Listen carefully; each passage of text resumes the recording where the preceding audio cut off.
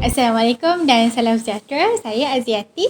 Dan saya Dr. Low Keng Un, Dan kami adalah saintis daripada Institut Genom Malaysia. Pusat Penyelidikan di bawah NIBM, National Institute of Biotechnology Malaysia, agensi di bawah Kementerian Kementerian Sains, Teknologi dan Inovasi. Ya, betul. Hari ni, minggu ni adalah Minggu Sains Negara, MSN. Jadi MSN ni disambut setiap minggu pertama April, dan kita mula menyambutnya sejak tahun 2018. Jadi tahun ni adalah tahun keempat kita sambut MSN lah ni. Okay. Jadi bersempena dengan Minggu Sains Negara ni, kita berdua telah ditugaskan untuk berbincang lah berkenaan dengan bioteknologi dan aplikasinya dalam kehidupan seharian. Jadi doktor mula dulu. Okey. Apa itu bioteknologi?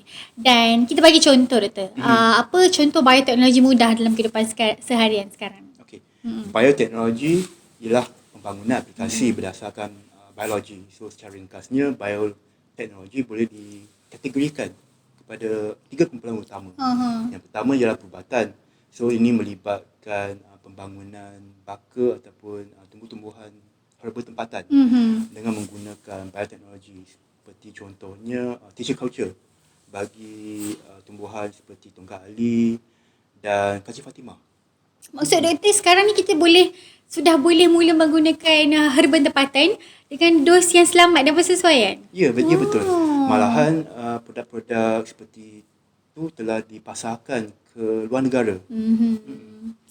Okay. Dan sektor kedua termasuk sektor pembuatan, dan ini melibatkan penggunaan mikrob dan enzim dalam pembuatan makanan, pakaian dan bahan-bahan kimia.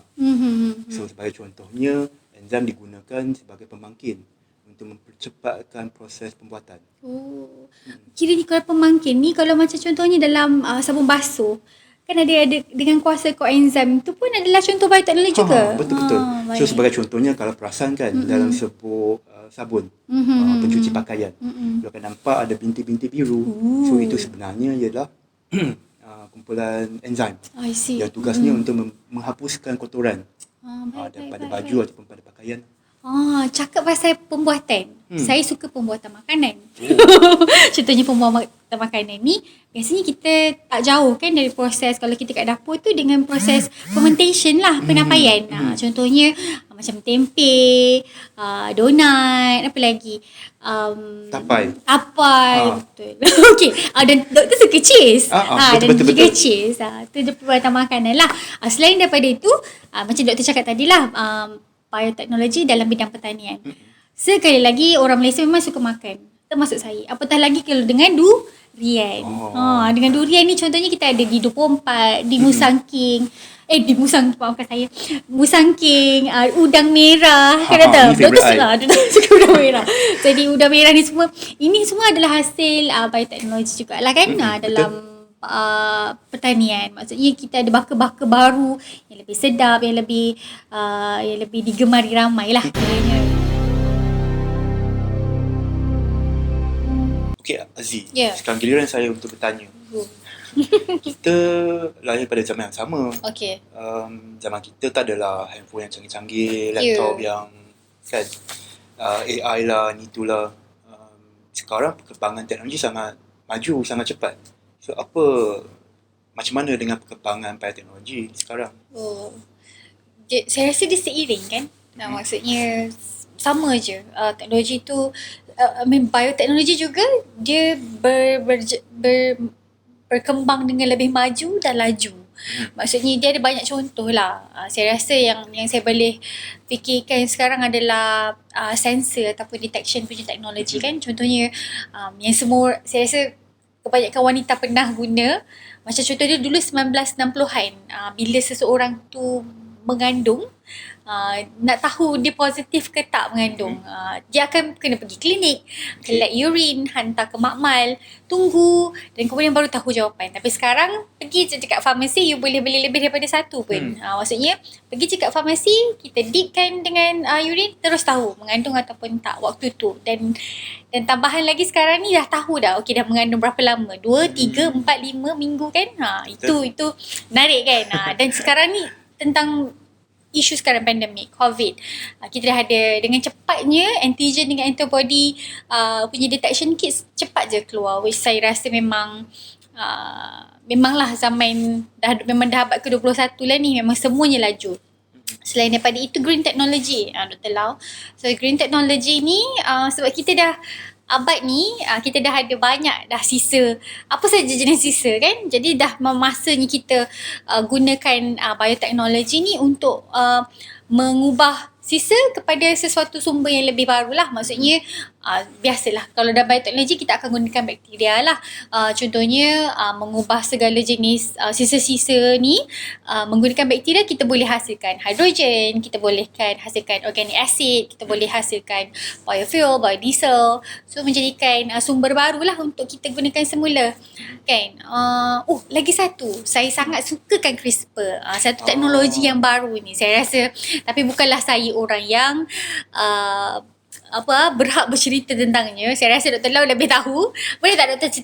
sharekan pada orang ramai apa teknologi CRISPR ni? Okay, so CRISPR adalah sejenis protein yang asalnya dijumpai dalam sesetengah bakteria sebagai senjata untuk melawan virus ataupun bacteriophage. So saintis menjumpai protein tu dan telah ubah suai protein tu supaya dijadikan alat untuk melakukan modifikasi pada genom, pada DNA. Maksudnya DNA dalam badan manusia boleh diubah suai? Ya, betul. Okay. So sebagai contohnya, antara kes yang paling berjaya ialah pesakit HIV menerima rawatan CRISPR dan telah sembuh daripada eksperimen tersebut. Baik-baik. Saya sangat menarik dan saya harapkan Malaysia juga dapat mengambil take part lah untuk menggunakan teknologi CRISPR ni dalam improving our life lah kan. Baik.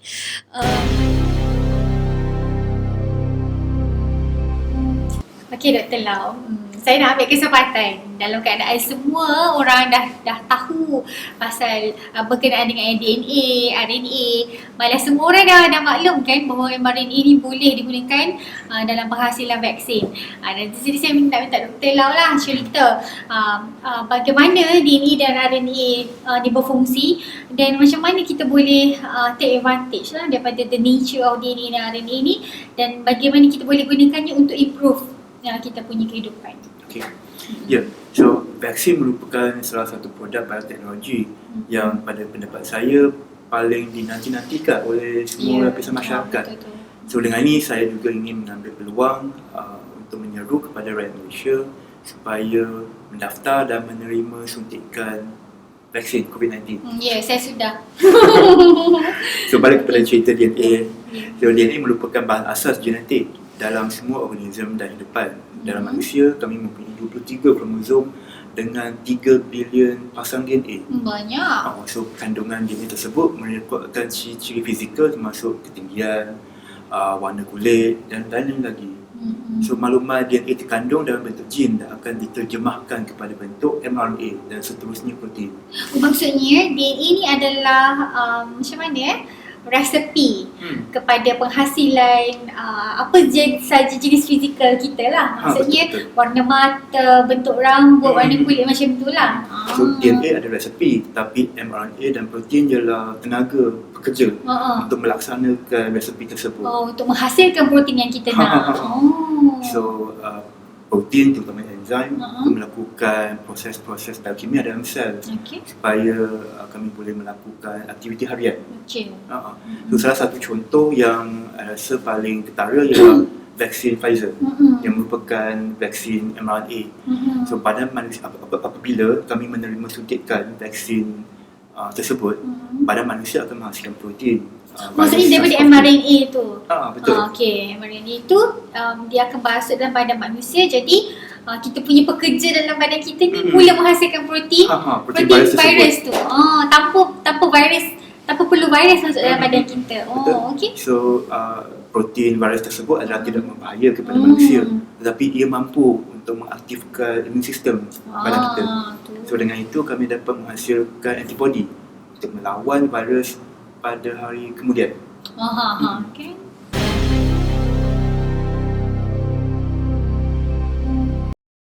Aziz, Ya. sempena sambutan Minggu Sains Negara 2021.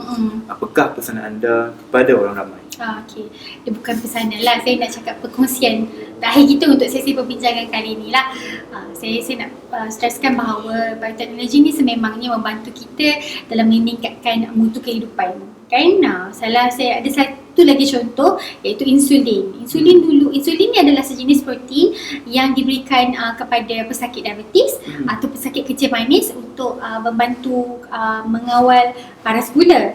Jadi dulu asal usulnya sumber insulin adalah daripada haiwan iaitu lembu dan babi, tapi dengan teknologi rekombinan iaitu salah satu contoh teknologi, kita boleh hasilkan insulin dalam masa yang lebih cepat, lebih banyak dan lebih murah dan bersih. Dan daripada segi Muslim pula kita boleh dapatkan alternatif yang halal lah dan bersih, dan itu saya rasa dengan ini sudahlah kan, kita conclude lah, kita sudah habiskanlah perbincangan kita di sini, dan saya harapkan jika anda ingin berbicara lebih lagi kan tentang bioteknologi, anda boleh capai kami di laman web NIBM, nibm.my dan mosti.gov.my.